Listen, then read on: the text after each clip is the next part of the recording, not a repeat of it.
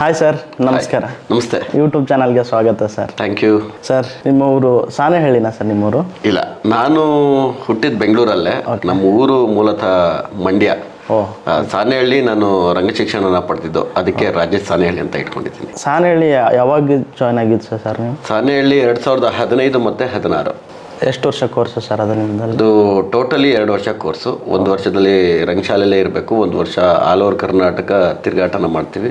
ನಿಮಗೆ ಇದು ಆ್ಯಕ್ಟಿಂಗ್ ಫೀಲ್ಡ್ಗೆ ಬರಬೇಕು ಅಂತ ಅನಿಸಿದ್ದು ಯಾವಾಗ ಸರ್? ನನ್ನ ಫ್ರೆಂಡು ಸುಜಿತ್ ಅಂತ ಇದ್ದಾನೆ.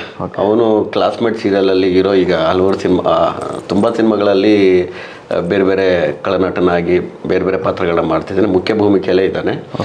ಅವರು ನನಗೆ ಸಿಕ್ತಾಗೆಲ್ಲ ಮಚ ಒಂದು ಸೀನ್ ಕೊಡ್ಸೋ, ಒಂದು ಆ್ಯಕ್ಟ್ ಮಾಡ್ತೀನಿ ಹಂಗೆ ಅಂತ ಕೇಳ್ತಿದ್ದೆ. ಸುಮ್ಮನೆ ಅದು ತಮಾಷೆ ಕೇಳ್ತಿದ್ದೆ ಕಾಲೇಜ್ ಡೇಸಲ್ಲಿ. ಅವತ್ತು ಒಂದು ದಿವಸ ಫೋನ್ ಮಾಡಿಬಿಟ್ಟು ಕ್ಲಾಸ್ಮೇಟ್ ಸೀರಿಯಲ್ಗೆ ಬಾ ಮಚ ಅಂತ ಕರೆದ. ಹೋದಾಗ ಕ್ಲಾಸ್ಮೇಟ್ ಸೀರಿಯಲಲ್ಲಿ ಒಂದು ಒಳ್ಳೆ ಚಾನ್ಸು. ಚಿಕ್ಕಣ್ಣವರಿದ್ದರು, ಚಿಕ್ಕಣ್ಣವರ ಹುಡುಗರ ಕ್ಯಾರೆಕ್ಟರ್ ನಾನು ಮಾಡಿದ್ದು. ಅದೇ ಫಸ್ಟ್ ಟೈಮು ನಾನು ಕ್ಯಾಮ್ರಾ ಫೇಸ್ ಮಾಡಿದ್ದು. ಫಸ್ಟ್ ಟೈಮ್ ಚಿಕ್ಕಣ್ಣವ್ರ ಜೊತೆನೇ ಆ್ಯಕ್ಟ್ ಮಾಡಿದ್ದು. ಅದಾದಮೇಲೆ ಟೆಲಿಕಾಸ್ಟ್ ಆಯಿತು. ಕಾಲೇಜಲ್ಲೆಲ್ಲ ಮನೆ ಹತ್ರ ಎಲ್ಲ ಕೇಳ್ತಾಯಿದ್ರು, ನೀನು ಆ್ಯಕ್ಟ್ ಮಾಡಿದ್ದೆ ಅಂತ. ಸೊ ಒಂಥರ ಖುಷಿ ಕೊಡ್ತು. ಅದಾದಮೇಲೆ ಹೇಳ್ದೆ, ಮಚ್ಚ ಇನ್ನೂ ಯಾವುದಾದ್ರೂ ಇದ್ರು ತುಂಬ ಸೀರಿಯಲ್ಲು, ಚಿಕ್ಕಮ್ಮ ಅಂತ ಮತ್ತು ಮಾಂಗಲ್ಯ ಅಂತ ಸೀರಿಯಲ್ಗಳೆಲ್ಲ ಅದಾದಮೇಲೆ ಆ್ಯಕ್ಟ್ ಮಾಡಿದೆ. ಅದಾದಮೇಲೆ ಈ ಥರ ಬಣ್ಣದಲ್ಲಿ ಒಂದು ಕೋರ್ಸ್ ಇದೆ ಹೊಸಕೆರಳಿಲಿ, ನಾಗರಾಜ್ ಕೋಟೆ ಅವ್ರದ್ದು ಒಂದು ಬಣ್ಣ ಅಂತ ಫಿಲ್ಮ್ ಇನ್ಸ್ಟಿಟ್ಯೂಟ್ ಇತ್ತು. ಅಲ್ಲಿ ಹೋಗಿ ಸೇರ್ಕೊಳ್ಳೋಣ ಅಂತ ನಾನು ನನ್ನ ಫ್ರೆಂಡ್ ರಾಕೇಶ್ ಇಬ್ಬರು ಪ್ಲ್ಯಾನ್ ಮಾಡಿ, ಅದಾದಮೇಲೆ ಅಲ್ಲಿ ಹೋಗಿ ಒಂದು 6 ತಿಂಗಳು ಕೋರ್ಸ್ ಮಾಡಿದ್ವಿ. ಆವಾಗ ನಮಗೆ ಈ ಥರ ಸಾಣೆಹಳ್ಳಿ ಅಂತ ಒಂದಿದೆ, ನೀನಾಸಮ್ ಅಂತ ಇದೆ, ರಂಗಾಯಣ ಅಂತ ಇದೆ, ಇಲ್ಲೆಲ್ಲ ರಂಗ ಶಿಕ್ಷಣ ಕೊಡ್ತಾರೆ ಅಂತ ಹೇಳಿದ ಮೇಲೆ ಮತ್ತೆ ಇಲ್ಲಿ 1 ವರ್ಷ ಬೇರೆ ಬೇರೆ ತಂಡಗಳಲ್ಲಿ ನಾಟಕಗಳನ್ನ ಮಾಡಿ ಅದಾದಮೇಲೆ ಸಾಣೆಹಳ್ಳಿಗೆ ಹೋಗಿದ್ದು. ಓಕೆ, ನೀವು ಸಾಣೆಹಳ್ಳಿಗೆ ಹೋಗೋಕ್ಕಿಂತ ಮುಂಚೆನೇ ಆ್ಯಕ್ಟಿಂಗ್ ಮಾಡಿದ್ರೆ ಇಲ್ಲಿ? ನಾನು ರಂಗಭೂಮಿ ಬರೋಕ್ಕಿಂತ ಮುಂಚೆ ಸಿನಿಮಾದಲ್ಲಿ ಮತ್ತು ಸೀರಿಯಲಲ್ಲಿ ನಟನೆ ಮಾಡಿ ಆಮೇಲೆ ಮತ್ತೆ ರಂಗಭೂಮಿಗೆ ಬಂದು ಅದಾದಮೇಲೆ ಸೀರಿಯಲ್ ಮತ್ತು ಸಿನಿಮಾ ಮಾಡಿದ್ದು ಕಮ್ಮಿ. ಅಂದರೆ ತರಬೇತಿ ಪಡ್ಕೊಂಬಂದು ಮತ್ತೆ? ಹೌದು ಸರ್. ಸಾಣೆಹಳ್ಳಿ ಅಂದರೆ ಹೇಗೆ, ಮತ್ತು ಅದು ಅಲ್ಲಿ ಜಾಯಿನ್ ಆಗೋದು ಹೇಗೆ ಸರ್? ಸಾಣೆಹಳ್ಳಿ ಅದು ಒಂದು ಊರಷ್ಟೇ. ಅದರ ನಮ್ಮ ರಂಗಶಾಲೆ ಹೆಸರು ಶ್ರೀ ಶಿವಕುಮಾರ ರಂಗಪ್ರಯೋಗ ಶಾಲೆ ಅಂತ. ಅದನ್ನ ಶ್ರೀ ಶಿವಕುಮಾರ ಸ್ವಾಮಿಗಳು ಅದನ್ನ ಕಟ್ಟಿಸಿದ್ದು. ಈಗ ಪಂಡಿತಾರಾಧ್ಯ ಗುರುಗಳು ಅದನ್ನ ನಡ್ಸ್ಕೊಂಡು ಹೋಗ್ತಿದ್ದಾರೆ. ಅದು 2 ದಿವಸದ್ದು ಇಂಟರ್ವ್ಯೂ ಇರುತ್ತೆ. 2 ದಿವಸ 3 ದಿವಸ ಪ್ರಿನ್ಸಿಪಲ್ ಯಾರು ಇರ್ತಾರೋ ಅವ್ರ ಮೇಲೆ ಡಿಪೆಂಡ್ ಆಗುತ್ತೆ. ನಾವಿದ್ದಾಗ ಚಿದಂಬರರಾವ್ ಜಂಬೆ ಅಂತ ನನ್ನ ಗುರುಗಳು, ಅವರಿದ್ದಾಗ 2 ದಿವಸ ಇಂಟರ್ವ್ಯೂ ಇರ್ತಿತ್ತು. 1 ದಿವಸ ಅಲ್ಲೇ ಸ್ಟೇ ಆಗ್ತಾ ಇದ್ವಿ. ಹಾಡೋದು, ಕುಣಿಯೋದು, ಕಂಪ್ಲೀಟು ಎಲ್ಲನೂ ಬರಬೇಕಿತ್ತು. ಎಲ್ಲನೂ ಅವ್ರು ಏನು ಕೇಳ್ತಾರೆ, ಪುಸ್ತಕ ಓದೋದಾಗಲಿ, ಯಾವ್ಯಾವ ಪುಸ್ತಕ ಓದಿದ್ದೀರಾ ಎಲ್ಲನೂ ಕೇಳ್ತಿದ್ರು. ಎಲ್ಲನೂ 2 ದಿವಸ ಇಂಟರ್ವ್ಯೂ ಆದಮೇಲೆ ಅವತ್ತು ಸಂಜೆ ರಿಸಲ್ಟ್ ಆಗ್ತಾಯಿದ್ರು. ಯಾರ್ಯಾರು ಸೆಲೆಕ್ಟ್ ಆಗಿದ್ದಾರೆ, ಯಾರ್ಯಾರು ಸೆಲೆಕ್ಟ್ ಆಗಿಲ್ಲ, ಅಥವಾ ಯಾರಿಗೆ ರಿಸರ್ವಲ್ಲಿ ಇಟ್ಟಿರ್ತೀವಿ ಅಂತೆಲ್ಲ ಹೇಳೋರು. ಅಲ್ಲೇ ಗೊತ್ತಾಗ್ತಿತ್ತು 2 ಡೇಸ್ ಆದಮೇಲೆ ಇಂಟರ್ವ್ಯೂ ಮುಗಿಸಿ ನಾವು ಸೆಲೆಕ್ಟ್ ಆಗಿದ್ವಿ ಅಂತ. ಅದಾದಮೇಲೆ ಒಂದು 15 ದಿವಸ ಟೈಮ್ ಕೊಡ್ತಾರೆ. ಮತ್ತು ಬೆಂಗಳೂರಿಗೆ ಬಂದು ಅವರು ಹೇಳ್ತಾರೆ, ಇವತ್ತಿಂದ ಕ್ಲಾಸ್ ಶುರುವಾಗುತ್ತೆ ಬನ್ನಿ ಅಂತ. ಸೊ ಬಟ್ಟೆ ಎಲ್ಲ ಪ್ಯಾಕ್ ಮಾಡಿಕೊಂಡು ಹೋದರೆ ಒಂದು 10 ತಿಂಗಳು ಅಲ್ಲೇ ಇರ್ತೀವಿ. ಕೋರ್ಸಲ್ಲಿ ಯಾವ ಥರ ಇರುತ್ತೆ ಸರ್ ಅಲ್ಲೆಲ್ಲ ಟೀಚಿಂಗು? ಕೋರ್ಸು ಇದು ಒಂಥರ ನಮಗೆ ಯಾವ ಸ್ಕೂಲು ಯಾವ ಕಾಲೇಜುಗಳು ಕಲಿಸ್ತಾ ಇರೋದನ್ನು ಈ ರಂಗಭೂಮಿ ಕಲಿಸುತ್ತೆ. ಬೇರೆ ಕಡೆ ಎಲ್ಲ ಕಾಲೇಜ್ಗೆ ಹೋದರೆ 10 ಗಂಟೆಗೆ ಹೋಗಿ 3 ಗಂಟೆಗೆ ಬಂದುಬಿಡ್ತೀವಿ, ಅಥವಾ 5 ಗಂಟೆಗೆ ಬರ್ತೀವಿ. ಆದರೆ ಇದು ಆ ಥರ ಅಲ್ಲ. ಇದೊಂಥರ ಗುರುಕುಲದ ಥರ. ಬೆಳಗ್ಗೆ ಎದ್ದು 5 ಗಂಟೆಯಿಂದ ನಮ್ಮ ಕ್ಲಾಸ್ ಶುರುವಾದರೆ 11 ಗಂಟೆ 12 ಗಂಟೆ, ಒಂದೊಂದು ಸರಿ ಬೆಳಗಿನ ಜಾವ 3 ಗಂಟೆ 4 ಗಂಟೆವರೆಗೂ ಕ್ಲಾಸ್ಗಳು ನಡೆಯುತ್ತೆ. ಮತ್ತೆ ಬೆಳಗ್ಗೆ ಕ್ಲಾಸ್ಗೆ ಹೋಗಬೇಕು. ಮೊಬೈಲ್ ಯೂಸ್ ಮಾಡೋಂಗಿಲ್ಲ. ಆಮೇಲೆ ಟಿ ವಿ ಇರೋದಿಲ್ಲ, ಇಂಟರ್ನೆಟ್ ಇರೋದಿಲ್ಲ. ಮೊಬೈಲೆಲ್ಲ ಪ್ರಿನ್ಸಿಪಲ್ ರೂಮಲ್ಲಿ ಇಟ್ಟಿರ್ತೀವಿ. ಮಾತಾಡೋದಕ್ಕೆ ಟೆಲಿಫೋನ್ ಇರುತ್ತೆ, ಲ್ಯಾಂಡ್ಲೈನು. ಮನೆಗೆ ಯಾರಿಗಾರು ಕಾಲ್ ಮಾಡಬೇಕು ಅಂದರೂ ಲ್ಯಾಂಡ್ಲೈನಲ್ಲಿ ಮಾತಾಡ್ಬೋದು.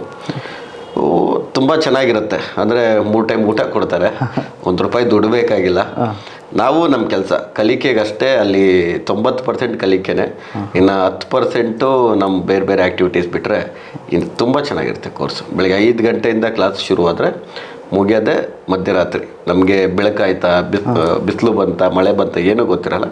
ಅಂದರೆ ಸಾಣೆಹಳ್ಳಿ ತುಂಬ ದೊಡ್ಡ ಆವರಣ ಒಂದು.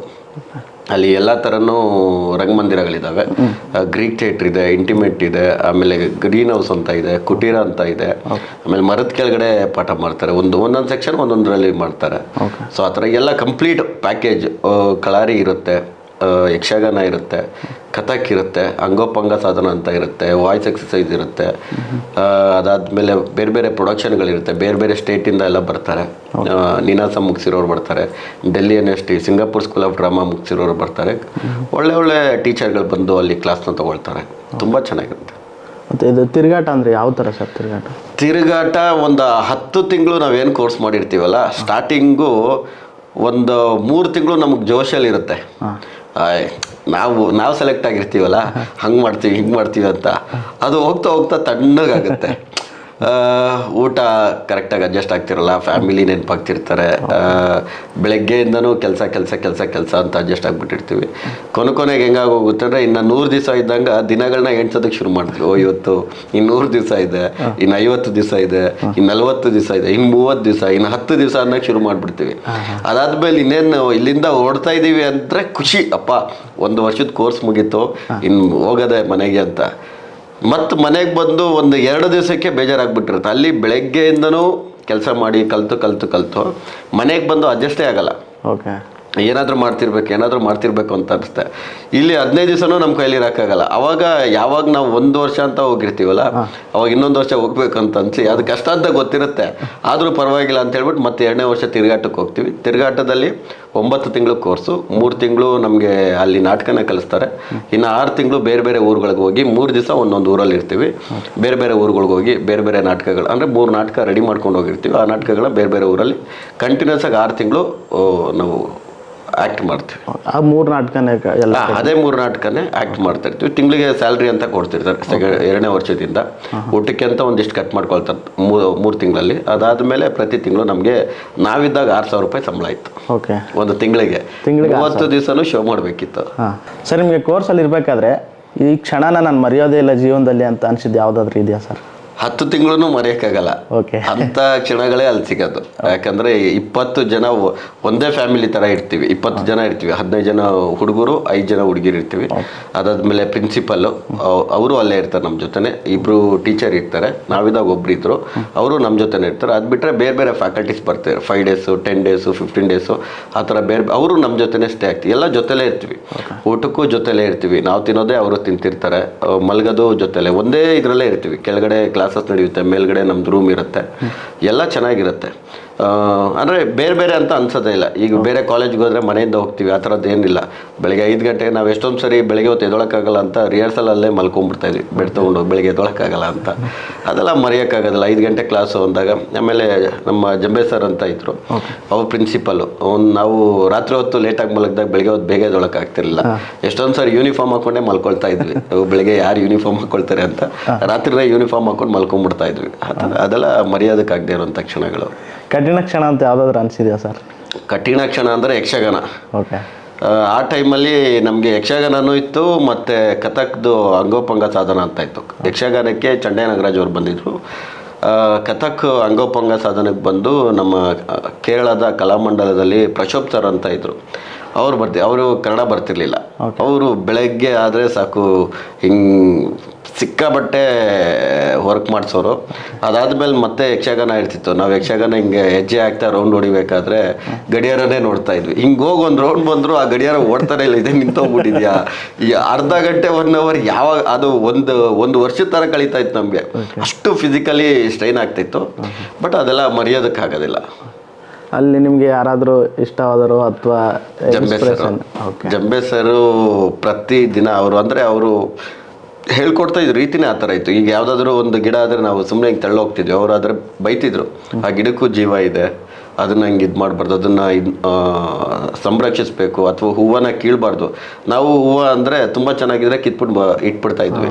ನಮ್ಮ ಜಂಬೆ ಸರ್ ಹಂಗೆ ಬೈತಿದ್ರು, ಹೂವು ಅಂದರೆ ಅದನ್ನು ನೋಡಿ ಆನಂದಿಸ್ಬೇಕು, ಅದನ್ನು ಕೀಳಬಾರ್ದು, ಅದಕ್ಕೂ ಜೀವ ಇರುತ್ತೆ ಅಂತಲ್ಲ, ಆ ಥರ ಎಲ್ಲ ಹೇಳ್ಕೊಡ್ತಾ ಇದ್ರು. ಆಮೇಲೆ ಹಾವುಗಳು ಬರ್ತಾ ಇತ್ತು ನಮ್ಮ ಕ್ಲಾಸ್ಗೆ, ಅದನ್ನು ಹೊಡಿಯೋಕೆ ಬಿಡ್ತಿರ್ಲಿಲ್ಲ. ನಾವು ಹಾವು ಅಂದರೆ ಕಲ್ಲೆ ತಾಕ್ಬಿಡ್ತಾ ಇದ್ವಿ. ಅವರು ಬೈದು ಅವಕ್ಕೂ ಬದುಕೋ ಹಕ್ಕಿದೆ ಅಂಥೇಳಿ ಹಾವುಗಳು ಬಂದರೆ ಹಂಗೆ ಸುಮ್ಮನೆ ಹೋಗೋಕ್ಕೆ ಬಿಡ್ತಿದ್ರು. ಸೊ ಈ ಥರದ್ದು ಒಂದು ಶಿಕ್ಷಣ ನಾವು ಅವರಿಂದನೇ ಕಲ್ತಿದ್ದು. ಇವತ್ತು ನೀವು ಕೋರ್ಸ್ ಮುಗಿಸಿದ್ದು ಯಾವ ವರ್ಷದಲ್ಲಿ ಸರ್? 2015-16 ಥಿಯೇಟ್ರ್ ಕೋರ್ಸು, 16-17 ಬಂದು ತಿರುಗಾಟ ಕೋರ್ಸು. ಓಕೆ, ಇವಾಗ ಅದು ಮುಗಿಸಿದಲ್ಲಿ ಮತ್ತೆ ಆ ಕಡೆ ಹೋಗಿದ್ದೆ ಏನಾದರೂ ಇದೆಯಾ ನೀವು? ಪ್ರತಿ ವರ್ಷ ಹೋಗ್ತಾ ಇರ್ತೀವಿ, ಅದೊಂಥರ ನಮ್ಮ ಮನೆ ಇದ್ದಂಗೆ.